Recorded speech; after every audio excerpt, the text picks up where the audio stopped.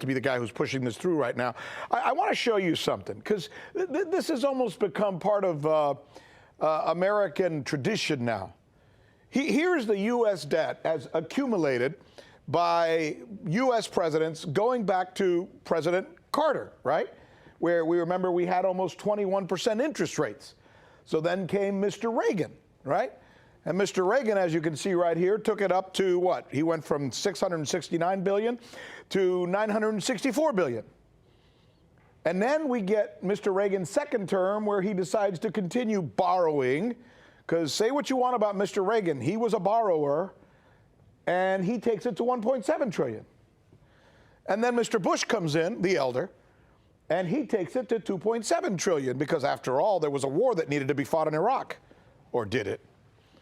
And then Mr. Clinton comes in and says, well, Mr. Bush destroyed the economy, so I'm going to have to borrow more, so I'm going to go to $4.2 trillion. And Mr. Clinton continues in the end, well, just because he can. After all, he's the president, to $5.3 trillion. And then we get Bush the younger, and he takes it to $5.7 trillion. And then he goes to $7.7 trillion because he has to fight a war in Iraq as well, and that costs a lot of money, and we got to pay for it. You got to pay for it.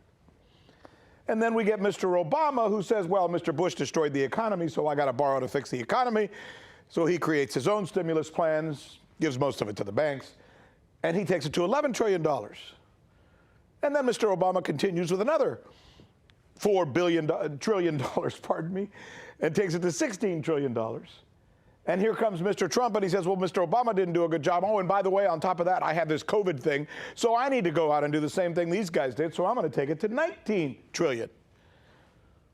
And now comes Mr. Biden, who, to be fair, hasn't been in office long enough to give him this, but we know which way he's already going, and the projections are out, and you want to see them?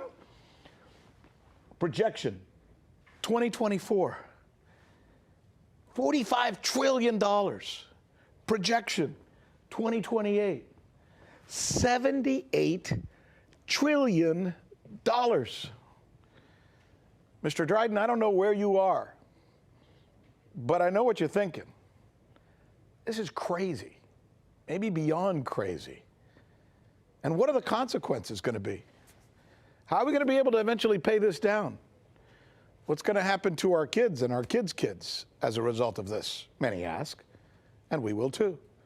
Because this is the news with Rick Sanchez, where we believe it's time.